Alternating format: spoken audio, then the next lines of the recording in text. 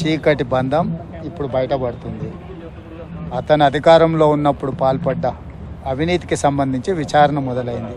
ఆ విచారణకు జవాబు చెప్పకుండా ఎదురుదాడి చేయాలనుకుంటుంది. ఏ సృజన్ రెడ్డి అయితే పేరు చెప్తుండో ఆ సృజన్ రెడ్డి ఉపేందర్ రెడ్డి గారు అల్లుడు. Upender Reddy BRS MLA.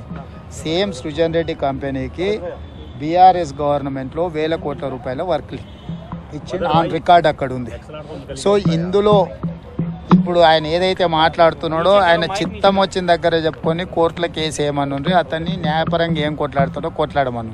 ఇప్పుడు కేవలం ఆయన కుటుంబం దోసుకున్న విషయాలను చర్చ జరగకుండా ఉండడానికి నా మీద ఆరోపణలు చేయాలని అనుకుంటుండు. తెలంగాణ రాష్ట్రంలో ఆంధ్రప్రదేశ్లో ఏ రెడ్డి అయినా నాకు ఏదో రకంగా దూర బంధువు దగ్గర బంధువు అవుతాడు. రెడ్డిలు అయినంత మాత్రాన నా బంధువులను లేకపోతే నేను వర్కులు ఇచ్చినాను ఇప్పుడు అతను చెప్తున్నట్టు ఆ టెండర్లా లేదని ఉంటే అతను లీగల్ ఫైట్ చేయనియన్రి, ఎవరైతే అంటుర్రు.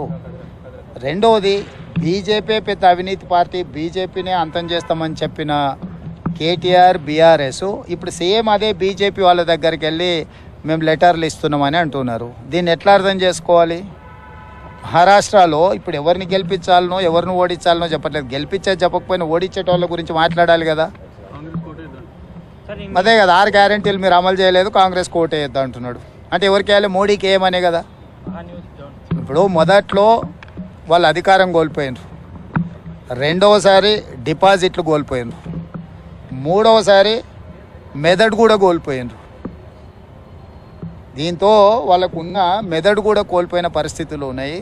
వాళ్ళని చూసి జాలిపడడం తప్ప వాళ్ళ గురించి ఇంకా మనం చర్చించుకోవడం వల్ల పెద్ద ప్రయోజనం లేదు.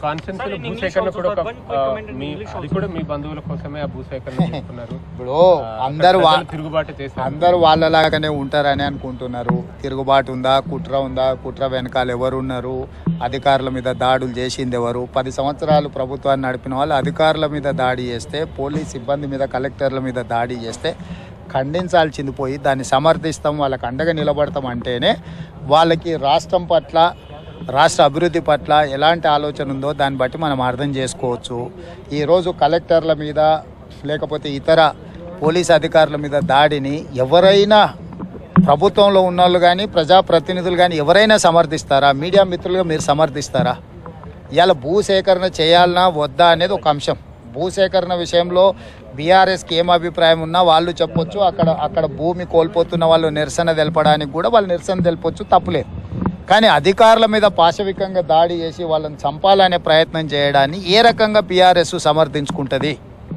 అంటే ఈ సంస్కృతి రేపొద్దుగాలి ఇదే దాడి బీఆర్ఎస్ నాయకుల మీద జరిగిందనుకో, ఒక ఊరిలో వెళ్ళినప్పుడు అంతకంటే ముందు మాకు అన్యాయం చేశారు కాబట్టి ఇప్పుడు మిమ్మల్ని దాడులు చేస్తామని అన్నారు అనుకో, ఆ దాడులను కూడా బీఆర్ఎస్ వాళ్ళు సమర్థిస్తారా? ఖచ్చితంగా ఈ దాడులను తీవ్రంగా ఖండించాల్సిన అవసరం ఉంది. దాడులు చేసిన వాళ్ళు, దాడులను ప్రోత్సహించిన వాళ్ళ పట్ల రాష్ట్ర ప్రభుత్వం కఠినంగా వ్యవహరిస్తుంది. ఎంత వారులున్నా, ఎంత పెద్దోళ్ళున్నా ఊచలు లెక్కబెట్టక తప్పదు.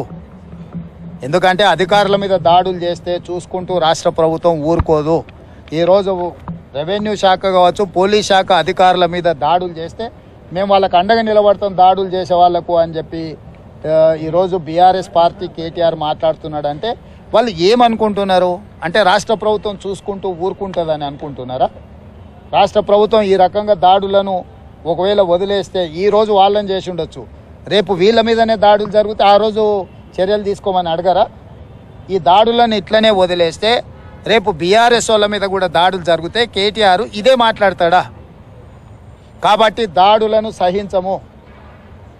ఏ విషయం ఉన్నా చర్చించడానికి ప్రభుత్వం సిద్ధంగా ఉంది. దాడుల విషయంలో ఖచ్చితంగా కఠినంగా వ్యవహరిస్తాము. ప్రత్యక్షంగా దాడులు చేసిన వాళ్ళను, దాడులను ప్రోత్సహించిన వాళ్ళను, ప్రోత్సహించే వాళ్ళ వెనకాల అండగా నిలబడ్డోళ్ళను అందరి సంగతి రాష్ట్ర ప్రభుత్వం తేలుస్తుంది.